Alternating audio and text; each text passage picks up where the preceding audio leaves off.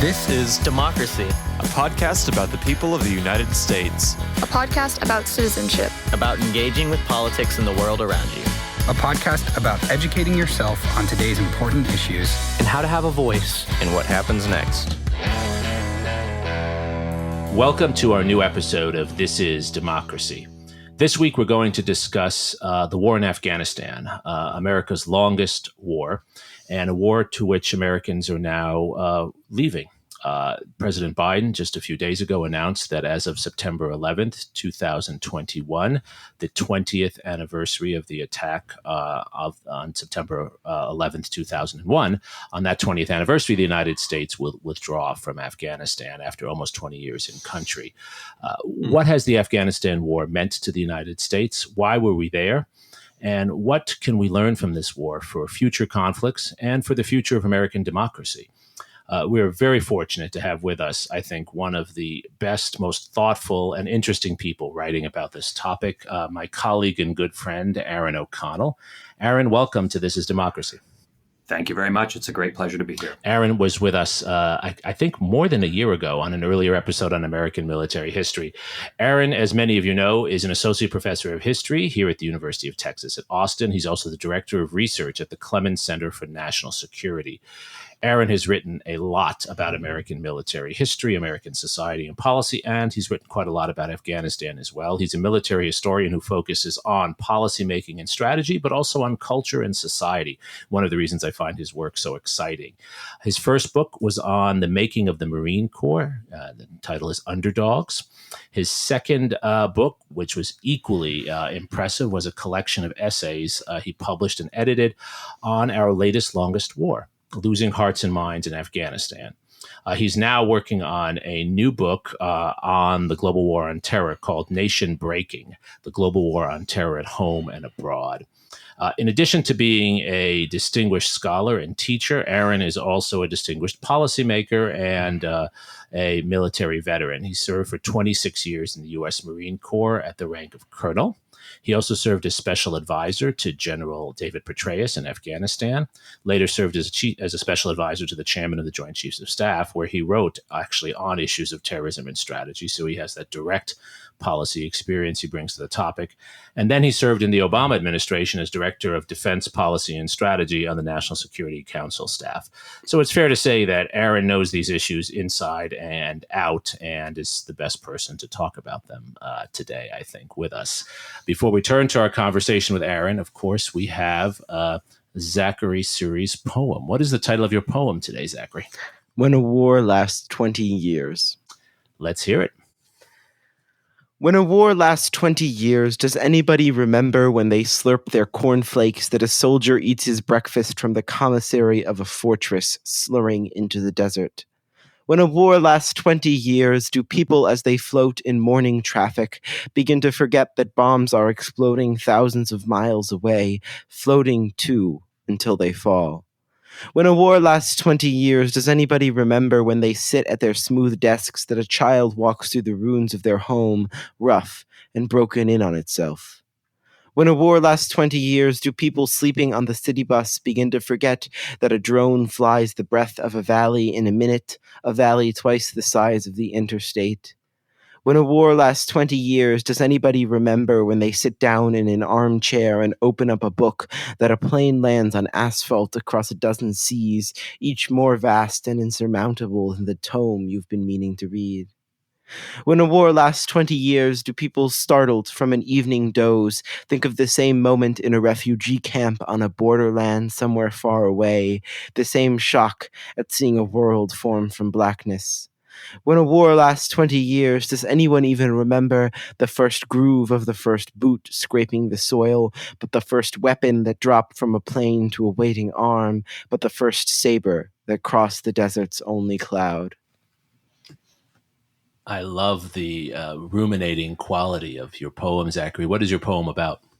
My poem is really about what it's like to live in a society that has been perpetually at war for my entire life, for 2 decades, and how strange it is that we can be at war, and our decisions can have such a huge impact on the lives of people thousands of miles away, and we at home who aren't directly involved never really feel it and never really see it.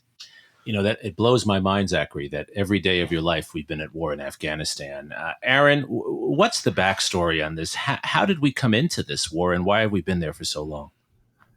Thanks for that question, Jeremy. And Zachary, what a marvelous poem. I was thinking as you were reading it, the fact that, yes, the U.S. has been at war for your entire lifetime, but Afghanistan has been at war for 40 years, since 1979.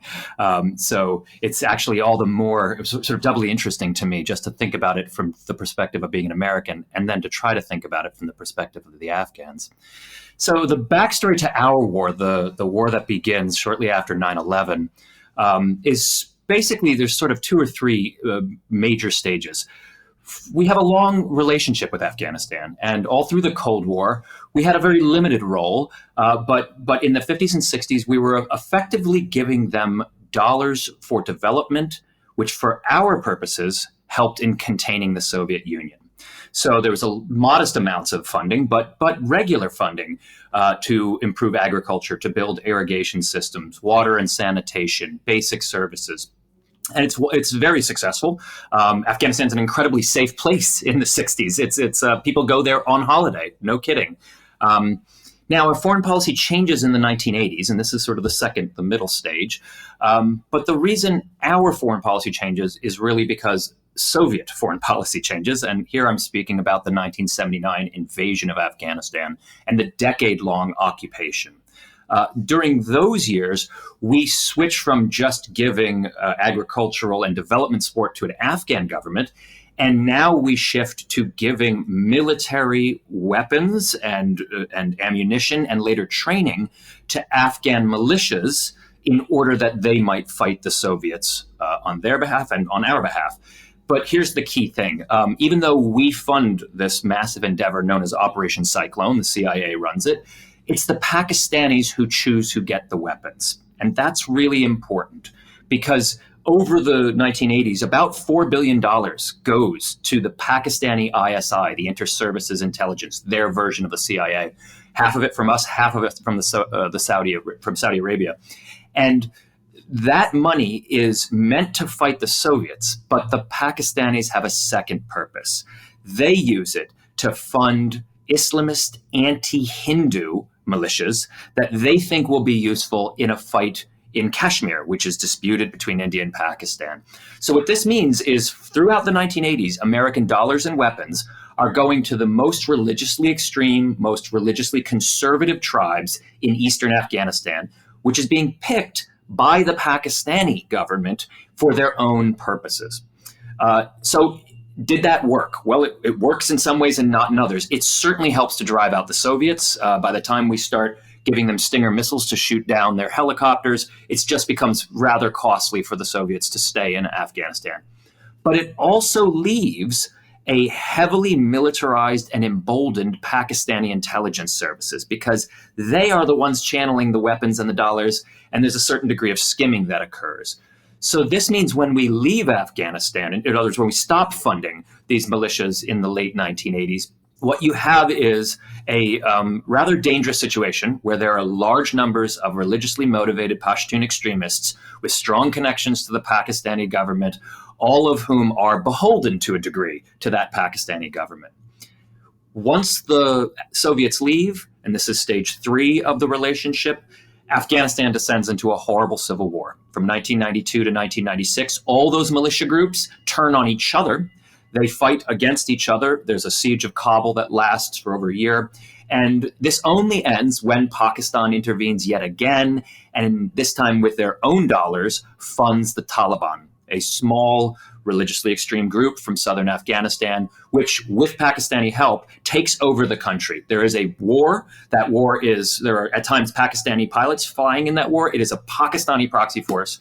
and they are successful in taking over all but the northeast of the country. And in the northeast of Afghanistan is a Tajik and Uzbek coalition known as the Northern Alliance. That's where we are right up until 9/11. With the only thing that I've left out is that once the Taliban does take over the country, they then invite Osama bin Laden, a Saudi, into Afghanistan as an honored guest. Almost certainly at the behest of the Pakistanis. We have pretty good information that the Pakistanis asked the Taliban, will you take Osama bin Laden, who can no longer stay in Sudan and is no longer allowed in Saudi Arabia? And so bin Laden sets up shop in Afghanistan, and it's from there that the 9/11 attacks are planned. So that's the backstory. Aaron, that's a really helpful summary you've given us, and you've captured so much of the story there, and there's so much to ask about. I think the key question is, obviously, the United States learned about bin Laden's movement to Afghanistan. What did the United States do when this individual who had a lot of resources moved to Afghanistan, pledging to attack the United States? What did the U.S. government do? Right. A very good question. And one that's important as we discuss the present, because there's been a lot of references to if we just leave, we will be where we were with Afghanistan circa 2000 or 1998. So just to remind your audiences, of course, Osama bin Laden had fought in Afghanistan as one of those foreign fighters that came in. We did not fund him. CIA officers have testified in front of Congress, insisting under oath that the United States did not fund bin Laden. But we knew about him, and we were funding groups that were quite close to him, and we were funding groups that sometimes he funded as well. So he had already had a history in Afghanistan. He left, and then when he comes back, when the Taliban take power, we at that point are first concerned about him as a terrorism facilitator, a funder and facilitator. But in 1998, after he directs the twin attacks on the embassies in Nairobi and in Dar es Salaam, Tanzania, then we get rather serious about trying to get rid of him. So we try a few different things. We try cruise missile strikes. Operation Infinite Reach happens in 1998, and we fail to kill bin Laden and do some small amount of damage to his camps and kill a number of Pakistanis that are in the camps. We also set up or reinvigorate some of our funding relationships with the Northern Alliance and try to pay them to go kill him. But that doesn't work very well for a number of reasons. So on the eve of 9/11, when the Bush administration came into office, they were presented with a more robust plan to try to kill bin Laden, involving arming this new weapon we had called the Predator, drones in common parlance, and increasing funding to the anti-Taliban Northern Alliance, and perhaps even trying a few more of these killer capture operations, which we tried or considered but were not successful with prior to President Bush's arrival in office. And just briefly, Aaron, why didn't any of the other measures work? I mean, we have so much power. He's a fugitive. Why weren't we able to kill him? Good question. There are a few reasons. We actually had policy difficulties and policy incoherence in some of these early efforts. We were trying to figure out whether it was even legal to kill Osama bin Laden or to have our proxies kill him. Now, that incoherence and that policy question went away after September 11th, when President Bush signed a specific CIA finding authorizing that kind of activity. But when Clinton was in office, it was very much an iffy legal question on whether you could pay proxies to kill an enemy of the United States in a foreign country. So that was one problem. The second problem was that we had very poor intelligence. We could often get information indicating that bin Laden had been somewhere, but in order to launch a strike, whether a cruise missile strike or to launch a raid, you need to know where they're going to be 10 hours, 24 hours from that time. We never could get that information. Furthermore, we had very poor ability to put bombs on targets in all the places we wanted to. It was just a bad economic bet to throw cruise missiles at everything.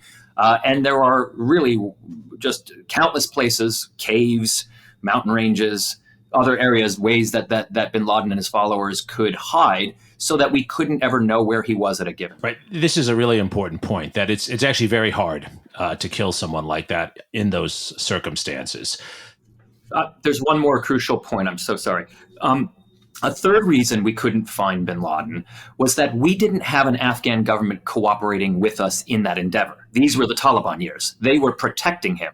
They were harboring him. Even our Pakistani allies at times, we think, were giving a heads up about our attempts to find or kill bin Laden. So we were operating blind with no Afghan government supporting our intelligence networks and supporting our spies or even cooperating with us on this shared endeavor to find al-Qaeda. And that made it even harder in the years before September 11th. And I think, Aaron, this brings us to the moment in the days and weeks after the terrible attacks of September 11th, 2001, when everything changes. And I know you've written and spoken at length about what you call, I think very helpfully, the 5 acts of the tragedy that follows, that basically bring us from September 11th, 2001 to where we are today. What are those 5 acts? Yeah, it's a device for telling a story, right? The first act is we might call it overthrow. It's very short. It goes from October 2001 to December 2001. And that is the absolutely magnificent operation of CIA paramilitary officers and U.S. air power to completely rout the Taliban and its 40,000 troops with just a few hundred Americans and about $70 million in spending. Now, that is an extraordinary victory. Even the military didn't think it would happen that soon. But to be fair, I must admit that the Taliban is not decisively defeated in that 2-month series of battles. Most of them are local. Most of them are Afghans. And so they take off their uniforms and they go back to their ordinary lives. A large number of the leadership cadre, and it's important to say, the al-Qaeda transnational terrorist network that was embedded with them, they just slip over the border into the Pashtun regions of Pakistan. So we do not completely mitigate the threat. We just remove Afghanistan as a open and acknowledged safe haven for al-Qaeda, and we remove the Taliban government that had protected and harbored bin Laden and al-Qaeda in Afghanistan. So that's Act 1. Act 2, I think I'll call Nation Building Light. That goes from is December 2001 and perhaps all the way through the Bush years. And so in these years, the Taliban is technically gone, but they're still there. And we make an enormous amount of political and diplomatic progress. Within weeks, indeed, even before the Taliban has fallen, we are assembling Afghan exile groups and the region, diplomats from Iran, from Pakistan, from Russia, from all over. And we create an Afghan government almost on the spot. That leads to President Karzai being named first the interim chairman of the Transitional Council and later the president of Afghanistan. In those years, there is an entire new constitution written. There is a flawed but workable power sharing arrangement between the different ethnicities of Afghanistan who are at times at each other's throats. There's massive aid, not just from America, but from the international community, which leads to thousands of kilometers of roads being built, health clinics, a range of development projects. But in all these years, security declines, really starting about 2004, when the United States basically indicates that it's not leaving Afghanistan right away. So during the entirety of the Bush administration, you have this wonderful peace dividend from 2002 to 3. And during that period, the U.S. refuses to lead on the security institution reconstruction. So a new army has to be created. A new Afghan national police force has to be created. A peacekeeping force is required. All of this is decided in December of 2001 by Afghans and the international community. But the United States argues amongst itself and then later with its allies. And in the end, the U.S. refuses to send troops to the peacekeeping mission. The U.S. refuses to do police training. That gets fobbed off onto the Germans. And the U.S. decides it will train the Afghan army, but does so very slowly and very poorly. Those decisions are all made before the 2003 decision to invade Iraq. And together, the nation-building light period when the U.S. calls for massive reconstruction but will not lead on it, and then the decision to invade Iraq in 2003 just causes massive problems for security in Afghanistan. Our special forces get pulled to Iraq. Our civil affairs get pulled to Iraq. CIA personnel get pulled to Iraq. The president's time and attention and dollars all get pulled to Iraq. And Afghanistan declines badly. throughout those years. So we never have more than, say, 10 or 20,000 troops in the first 5 or 6 years of the Bush administration. By the end, he's added up to 30. And as soon as President Obama comes in, those numbers are going to go up again. But that's Acts 1 and 2 right there. And I think this perfectly brings us to Act 3, which would be the Obama presidency. Aaron, it seems from what you've said about Acts 1 and 2, about the Bush years, that President Obama inherits a situation in Afghanistan where the United States has a sizable presence, but it doesn't have enough of a presence to actually transform the country. And so what does President Obama try to do? Right, that's a good summary. So candidate Obama campaigned on winning in Afghanistan. He thought Iraq was the wrong war and a foolish war, but that there was merit in the war in Afghanistan in preventing the Taliban from returning and preventing al-Qaeda from having any kind of safe haven from which it could plan and launch transnational terrorist attacks.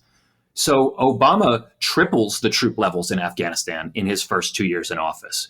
By late 2011, there are 100,000 American troops in Afghanistan and another 30 or 40,000 NATO and international troops.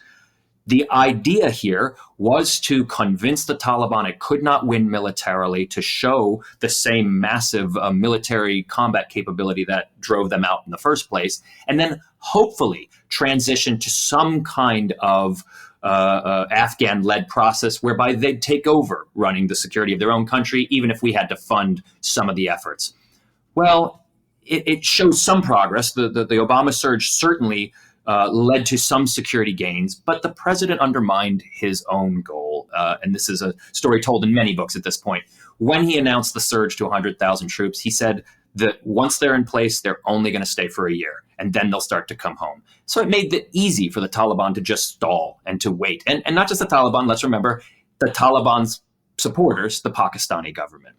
So after we get our troops to 100,000, President Obama starts ticking them downward in sort of 30,000 increments. So we have 60,000 in 2012, 30,000 in 2013.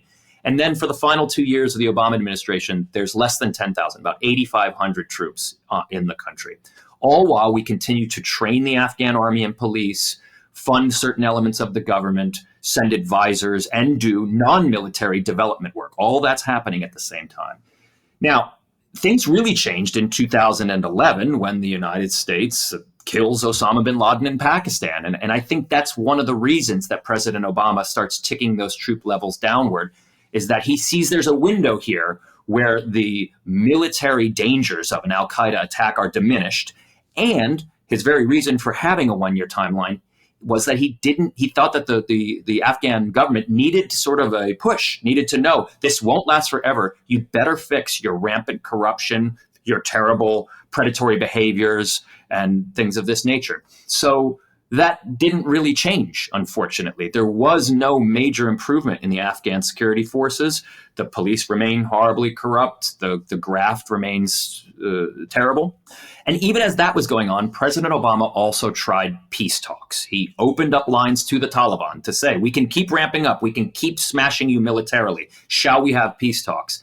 And those talks collapsed for a number of reasons. There was massive intransigence from the Republican Party inside the U.S. government, which was a problem. But the bigger issue is that President Obama refused to capitulate to two demands. The first demand from the Taliban was that Obama issue a timeline for withdrawal as a precondition for talks. We wouldn't even talk unless Obama said, we'll have this many troops out by this date and that date and this date. Obama said, I'll never do that. Second, and more importantly, the Taliban insisted that the Americans only negotiate with the Taliban, cut the Afghan government out. Well, Obama refused to do that too, and wisely so, because the whole exit strategy was to support the Afghan government as much as possible while trying to transition responsibility over to them gradually and empowering them in the process. So they obviously wasn't going to cut them out of the negotiations.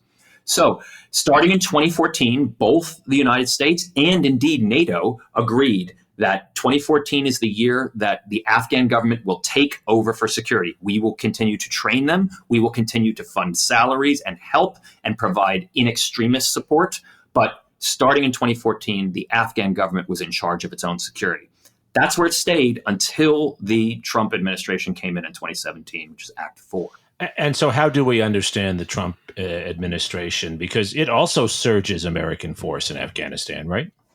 It's true. They look similar, but they're very different. It's correct. Both presidents came into office, surged, then withdrew and tried to get an agreement. That's the similarity. But that's where the similarities end. So President Trump had a truly peripatetic approach to Afghanistan. He did a mini surge. He added 4,500 troops to Obama's 8,000, which got us up to somewhere around 13 or 14,000. Not really a surge, just a symbolic surge. And he also vowed, he had a very conflicting message. He vowed to win. He said, that's it. We're going to win. We're going to destroy the terrorists. We're not going to nation build. We're not going to do development. We're not going to do water and sanitation. We're just going to destroy the terrorists. But he also said, and sometimes in the same breath, he said, this war is worthless. It's none of our business. It doesn't matter for us. I'm going to bring all the troops home. So there was just utter confusion for the first 2 years of his administration. And in 2019, he abandoned all pretenses of winning, and he just gave away the store to the Taliban, which produced the withdrawal agreement. He called it a peace agreement. It is a withdrawal agreement. President Trump abandoned both of Obama's preconditions. He issued a timeline for withdrawal. He completely cut the Afghan government out of the negotiation, and he made no effort to put any verification mechanisms into the agreement so that the U.S. could ensure the most important thing that the U.S. was pushing for in the agreement, that the Taliban would break with al-Qaeda and would in no way cooperate, coordinate with them, or allow them to use Afghan soil for planning, training, attacks, or anything. President Trump abandoned all of that. So from a negotiating standpoint, President Trump had a fairly strong hand that he played very badly. And in the end, he just handed the Taliban a massive victory, which was a withdrawal agreement with no strings attached. And that was exactly what they wanted. And as I remember it, that withdrawal agreement actually said American forces would leave by May 1st, 2021. That's correct. So when President Biden inherits this situation in your fifth act, he's already inheriting a withdrawal. So why are we even talking about a Biden withdrawal? It sounds like it's Trump's withdrawal. That's correct. I mean, what President Biden has done so far is commit to continuing the withdrawal, but on a longer timeline, so a few more months, which is probably mostly symbolic. But there are a few important differences here. Remember, President Trump just said, bring him home. That's the end of my agreement. That's all I care about. Biden has not done that. He has pledged to continue to fund the Afghan National Defense and Security Forces to pay for the recruiting, training, equipping, and salaries of the very forces that are fighting the Taliban. That's a sizable sum. It's about $5 billion per year. But Biden has stated publicly, we're going to continue funding. That's important. Biden also has made statements showing that he is perfectly willing, indeed eager, to going back to funding non-military development, the education, the water, the sanitation, the roads, the bridges, things that, by the way, we actually know work. So he has not cut and run on the Afghan people quite the same way that President Trump has done. But the effect in terms of total military forces on the ground is the same. There will be no operational military forces in the country by the end of 2021. And how much of a threat is terrorism in Afghanistan to the United States today? You've asked that question very well, Zachary, because you asked how much of a threat is terrorism in Afghanistan? And that's important because, let's be clear, the U.S. government has a goal, indeed an obligation, to protect its citizens from terrorist attacks. And so that means paying attention to al-Qaeda, to be sure. But al-Qaeda is not the only terrorist group that threatens Americans. Indeed, if in the last 10 years, the terrorist groups that have killed more Americans than al-Qaeda are domestic far-right and white supremacist extremists in the United States. So the first question is, are we taking an approach to terrorism, the use of political violence against civilians, or are we talking about Islamist, al-Qaeda, jihadist terrorism? If the former, if we're talking about all terrorism, you certainly would not spend the bulk of your resources in Afghanistan. That bulk of those resources, by the way, to maintain what we have now of sort of the 5,000 troops and paying for all their salaries and things of that nature, is at least $25, if not $30 billion a year. That's an extraordinary sum of money. If your goal is to go after all terrorism, you would, of course, focus on Islamist terrorism, but pay quite a lot of attention, perhaps more attention, to the threats that are killing more Americans in the United States, and that's domestic terrorism. But even if you want to focus just on Islamist terrorism, Al-Qaeda and ISIS, yes, the Pashtun lands of Afghanistan and Pakistan are notable for being hospitable to Islamist insurgents. It's partly because of Pakistan's explicit strategy of trying to Islamicize those regions as a hedge against India, but it also has to do with how Pashtuns view their role, their life, and their really requirement to eject foreigners through jihad. That is part of Pashtun culture, it's fair to say. But they're not just in Afghanistan and Pakistan. The greater threats now from Al-Qaeda come from Somalia and Yemen. Where is Al-Qaeda really growing? It's in the Sahel in West Africa, not in Afghanistan and Pakistan. So terrorism exists all over the world. It is a threat we deal with. It is nowhere near the existential threat that a potential massive cyber war with Russia or China would inflict upon the U.S. economy. Indeed, the total deaths from terrorism every year are so low that they wouldn't even be ranked as a military problem at any other time except for our modern American present. So terrorism is a concern. It's nowhere near as big of a concern as some other security threats. And even if terrorism is your concern, Al-Qaeda of today is not the Al-Qaeda of 1999 and 2000, operating with full safe haven and the backing of the Taliban state in Afghanistan. And as you said, Aaron, even if you are concerned about Al-Qaeda, Afghanistan is not the primary place to look, correct? That's correct. So our podcast is about using history to better understand our world. And you've given in your 5-act description of the history of American intervention in Afghanistan over the last 2 decades, you've given really a brilliant description of the various things we've tried that have not worked. And President Biden inherits that. He also inherits a set of circumstances you've described so well, where the threats to the United States are not centered on Afghanistan. Maybe they were 20 years ago. They aren't now. Did he have any choice, or was Biden's announcement recently that the United States will withdraw by September of 2021, was it the obvious, prudent choice? I think so. Obvious, no, but I think it was the prudent choice. But let me try to summarize a critical approach, someone who disagrees with me and thinks he's making the wrong choice. The argument for staying, I think, is a very difficult one to make, but it goes as follows. Our military operations in Afghanistan and occasionally in the Pashtun regions of Pakistan have mowed the grass for many years. In other words, we have kept the terrorist threat at bay. And if we don't have enough forces in the country to launch military operations and indeed enough intelligence personnel to know about which people are doing dangerous things and preparing attacks against us, then 2 things could happen that are both very bad. Number one is Al-Qaeda could reconstitute without any pressure from the U.S. through drones or manned bombings or what have you, and therefore they could be successful in launching another attack. That's obviously a depressing possibility. The second is that the whole Afghan government could collapse, that the Taliban will march on Kabul, and once the government collapses, then there'll be some kind of new Taliban government or chaos. And in either one of those situations, it will be easy for Al-Qaeda to once again set up shop, have safe havens, plan attacks, and indeed, will be even more empowered than they were, say, 1999 or 2000. I think both of those are overstatements. Now, we're both just predicting the future with our best guesses, so neither one of us, I nor the critics, can be definitively proven right until history unfolds. But here's why I think that those 2 threats are overstatements. The first one was the idea that if we're not pressuring them and dropping bombs on them, then they'll just reconstitute and they'll be just as powerful as they were in 2000. I disagree. First of all, even when we had some 10 to 15,000 troops in the country in 2015, we found the largest Al-Qaeda base ever found in Kandahar province in Afghanistan right under our noses. So even when we were there, they can still have their camps, point one. Point two, early in the war in Afghanistan, around mid-2002, Secretary of Defense Donald Rumsfeld writes a quick note asking, we need to know if we are destroying more terrorists than we're creating. No one has been able to answer that question.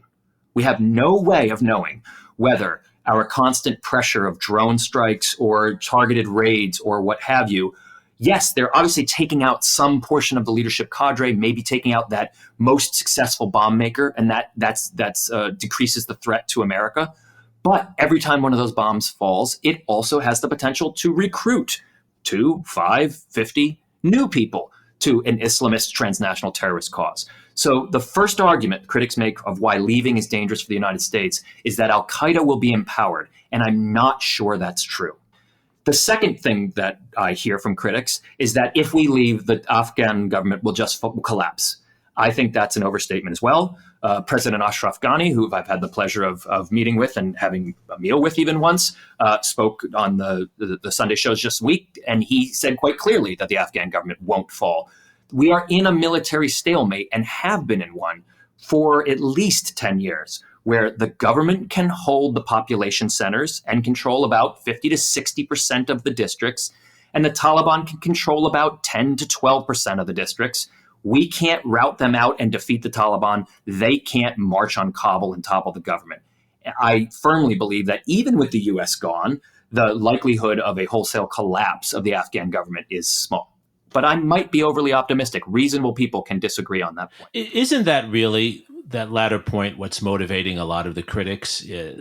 The remembrance of the fall of Saigon in 1975, and many of our listeners have seen the photos of American embassy officials and American allies on the ground grabbing onto the last helicopter as we leave in such an embarrassed situation after a long war in Vietnam.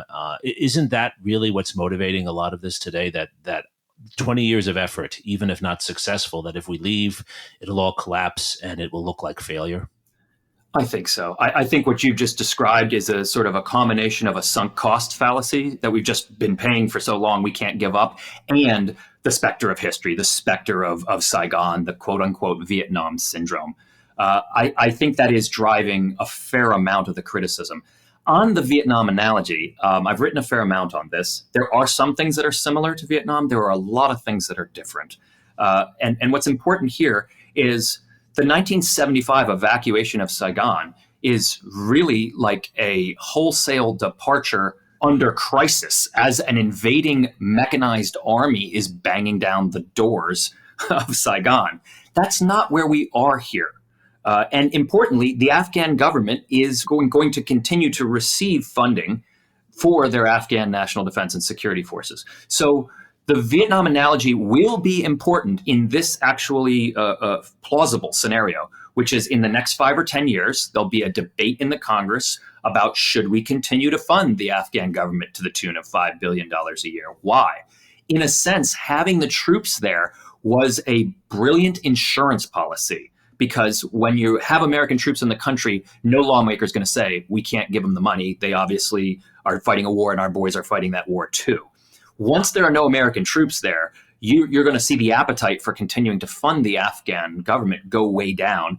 And if we do that precipitously, if we do that suddenly, if we do it stupidly, then yes, it could create panic and defections and what have you.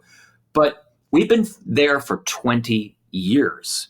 And the Afghan government has the proper signals now from the Biden administration of what we find acceptable and what we don't. And that gives the appropriate amount of breathing space to strike new deals, to reduce or augment funding, in simple words, to cooperate rather than panicking. So I don't think we're going to see a repeat of Saigon unless something similarly hasty and rash happens, as had happened in Saigon when the Congress cut off the funds, couldn't turn it back on, and next thing you know, there's a mechanized army at the gates. What about the experience of servicemen and women in Afghanistan? There's been a lot of stories in the news and in the media about veterans of the war in Afghanistan resenting the United States withdrawal. Where does that fit into this story?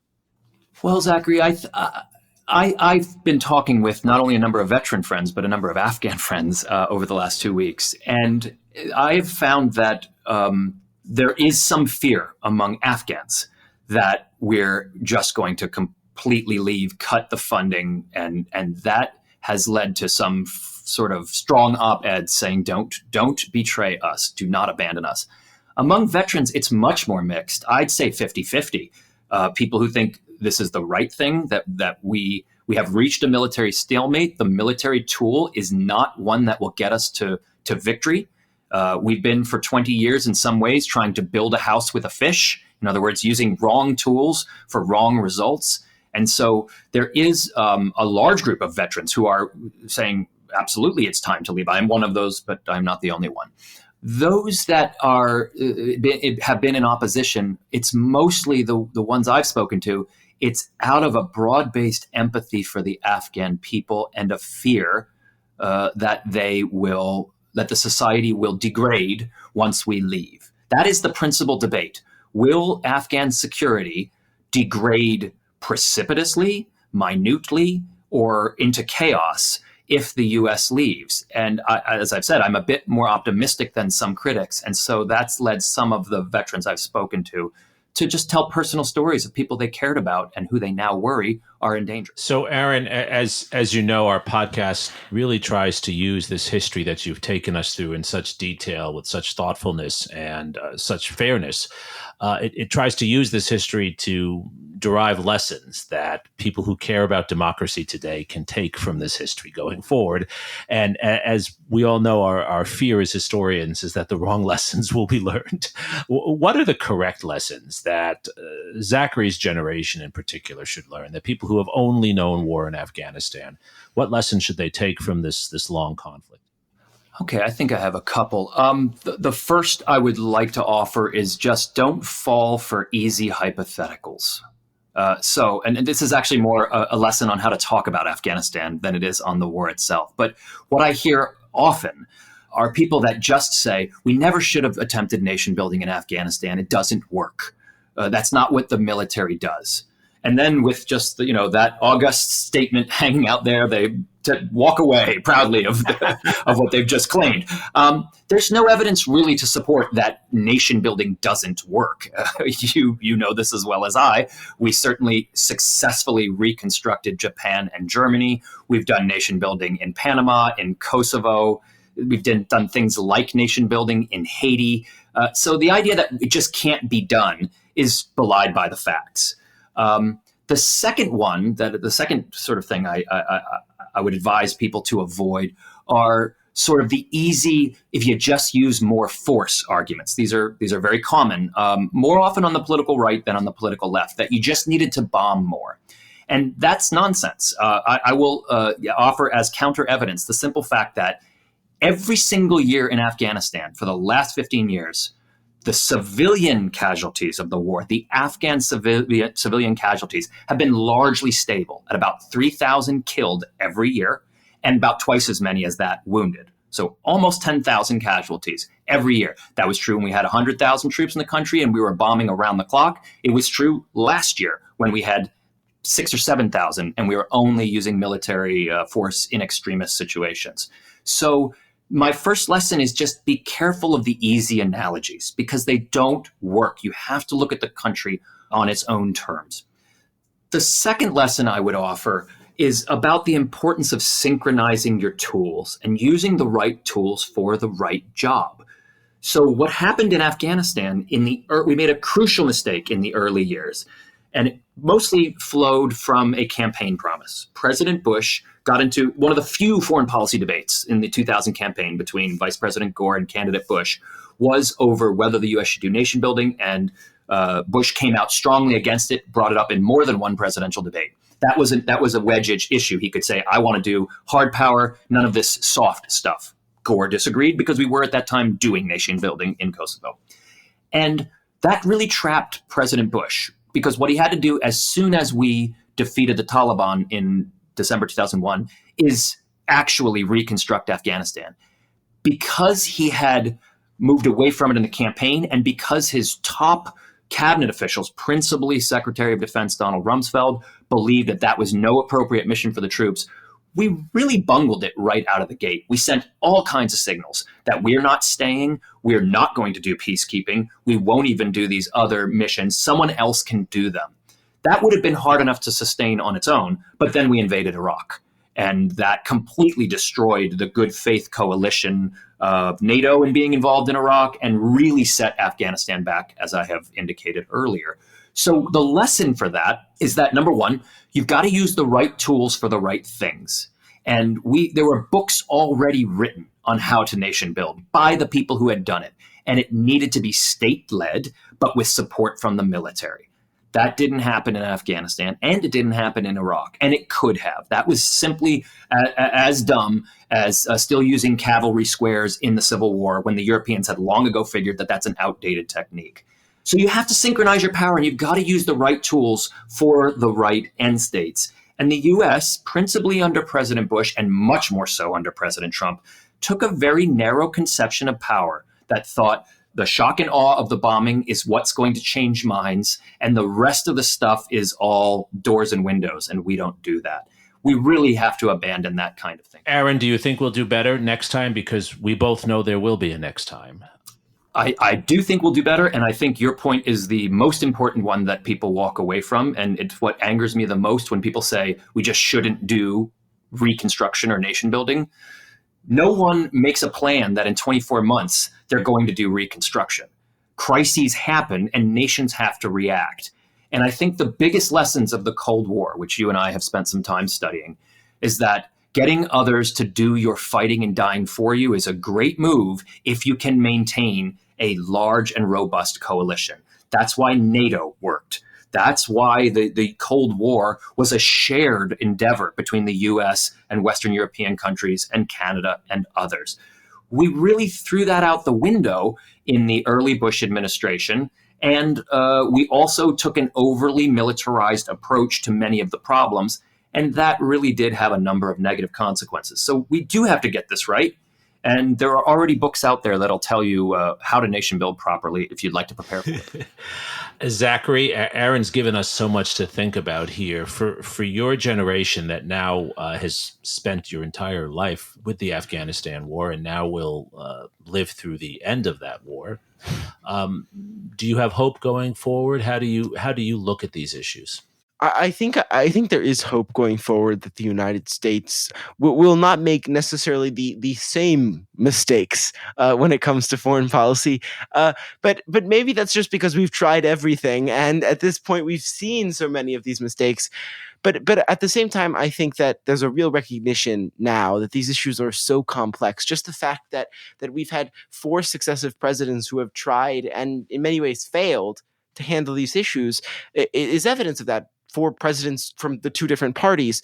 I think that the complexity of these issues is really very suddenly becoming clear to so many of us. And I think that's really the key point here, is that these issues aren't about binaries. They're very complex, and it's very important that we understand those complexities. Right. And I think the most important point that underlies what you said so well, Zachary, and what Aaron has shared with us is that studying this history is crucial because the experiences of the last 20 years, they have to inform what we do next. They really do have to inform what we do next. And unfortunately, much of our politics distracts us from the kinds of in-depth analysis that Aaron was able to share with us. Aaron, thank you so much for joining us and for really giving us this tour de force in understanding this really complicated history, Aaron. Thank you. My pleasure. It's always good to talk. And Zachary, thank you for your moving poem and for your thoughtful reflections on this important topic.